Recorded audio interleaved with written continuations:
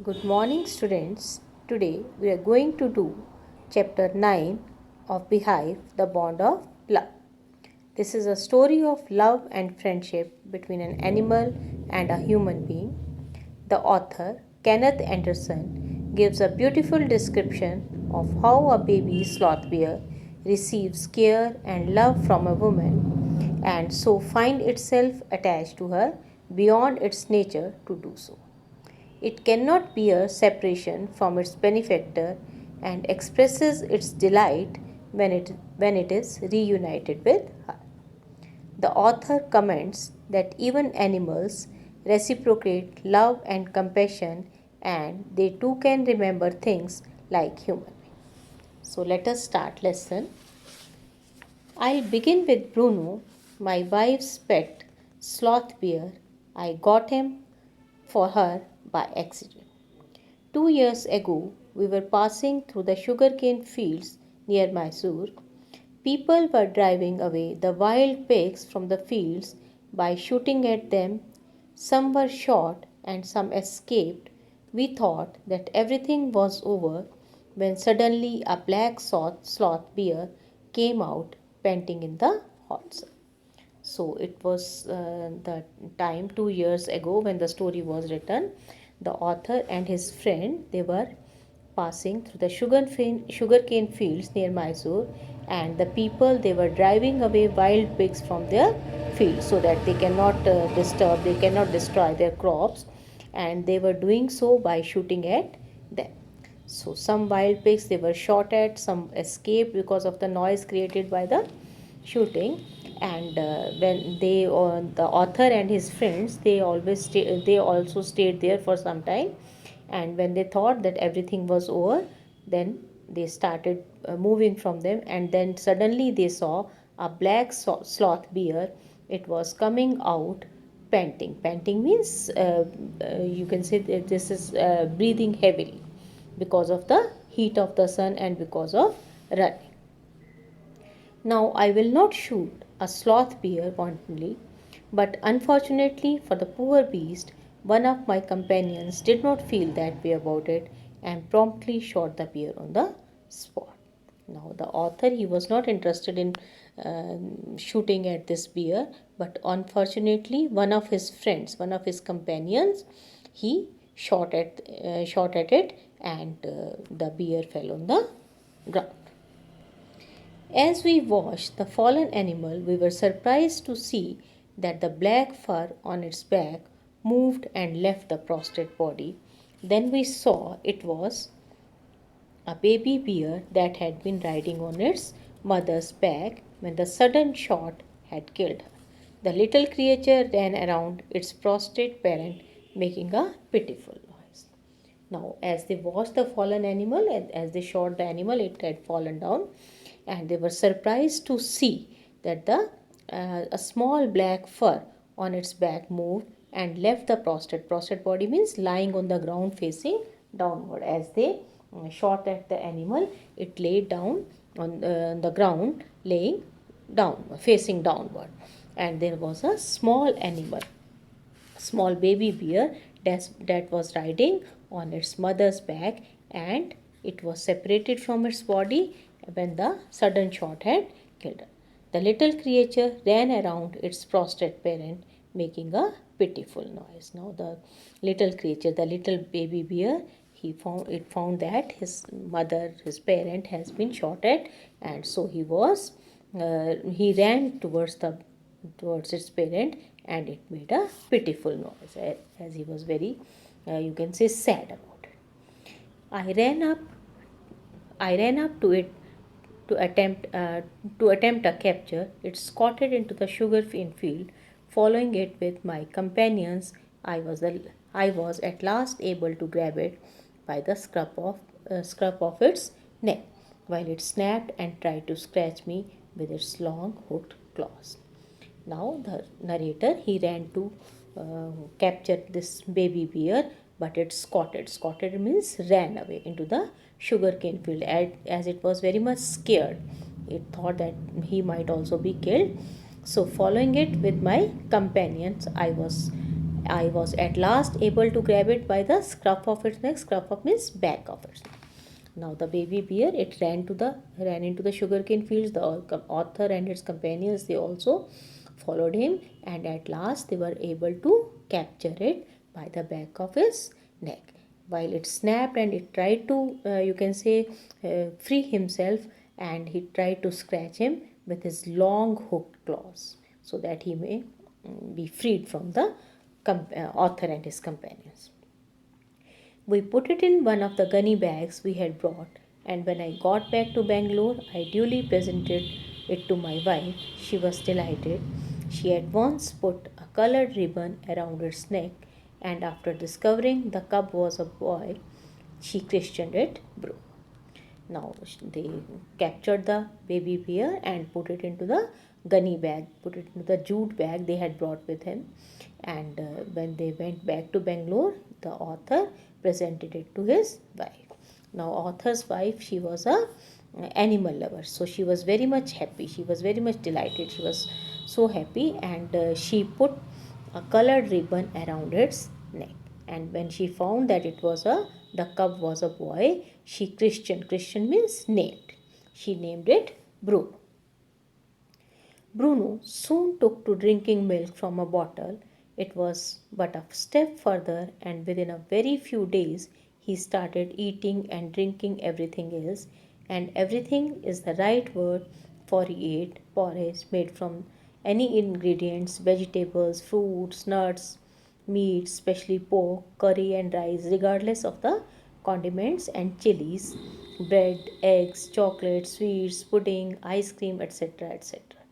As for drink, milk, tea, coffee, lime juice, aerated water, buttermilk, beer, alcoholic liquor, and in fact any liquid, it all went down with relish. Now they started looking after Bruno as it was a little cub. They started giving it milk with a bottle, and soon he started taking everything, that is porridge, vegetables, fruit, nut, meat, curry, and rice, irrespective of the condiment. Condiment means spices or chilies in it, bread, egg, chocolate, sweets, pudding, ice cream, anything and everything he started taking. And as for drinks, it started taking milk, tea, coffee, lime juice, aerated water, buttermilk, beer, alcoholic liquor, means anything which is given to him to eat or to drink, it really enjoys it. The bear became very attached to our two Alsatian dogs and all the children of the tenants living in our bed. He was left quite free in his younger days and spent his time in playing, running into the kitchen, and going to sleep in our beds. Now the bear, it was very much attached to the Alsatian dogs. Two Alsatian dogs were also there in author's home, and he enjoyed their company, and he also enjoyed the company of the children of tenants that were living in their bungalow. And as it was a small cub, it was left alone, left free, you can say, and it spent time in playing and running into kitchen and going to sleep in their bed and playing with the children, as it was very small and it was considered as harmless. One day an accident befell him. I put down poison, that is barium carbonate, to kill the rats and mice that had got into my library. Bruno entered the library as he often did, and he ate some of the poison. Paralysis set in to the extent that he could not stand on his feet, and he dragged himself on his stumps to my wife, who called me. I guessed what had happened. Off I rushed in the car to the vet's residence.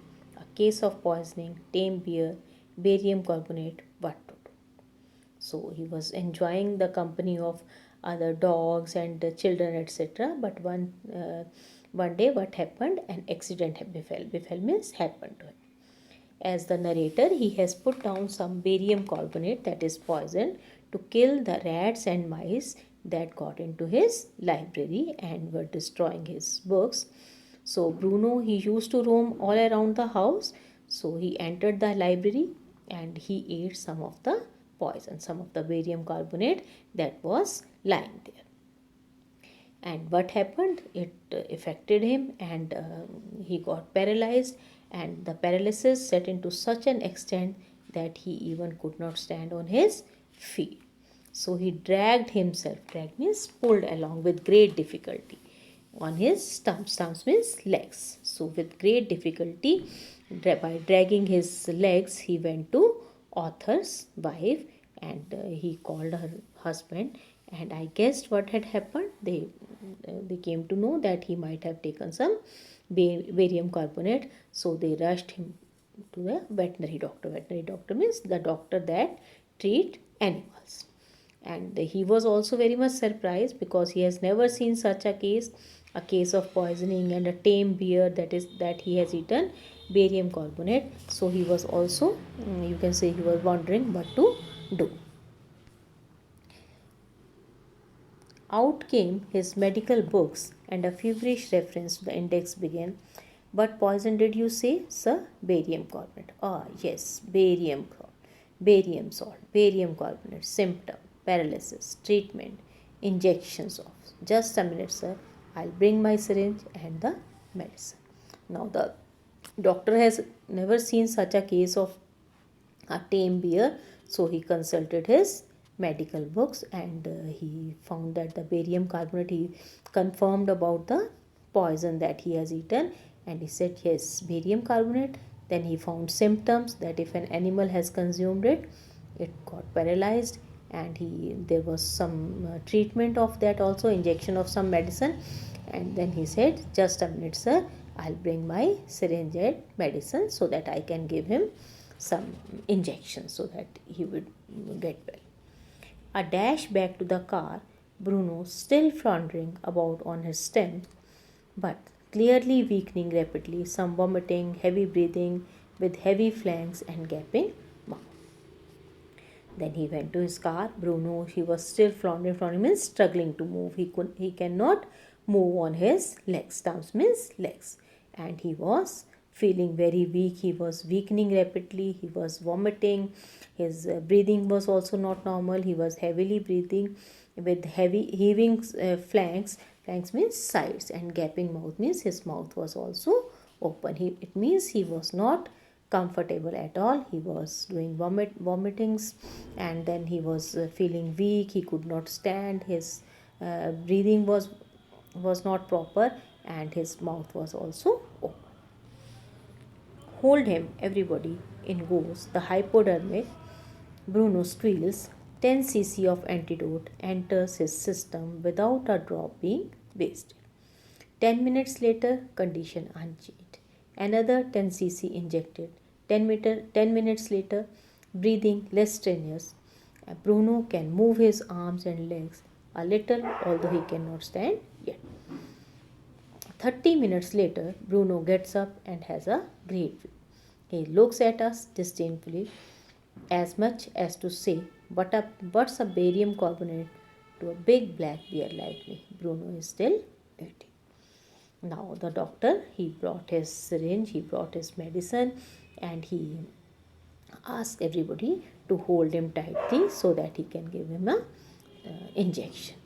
And the hypodermic means a long needle that is used to give an injection under the skin. The needle is long because the skin of the bear was very thick, so he needed a long syringe so that it can go into his body.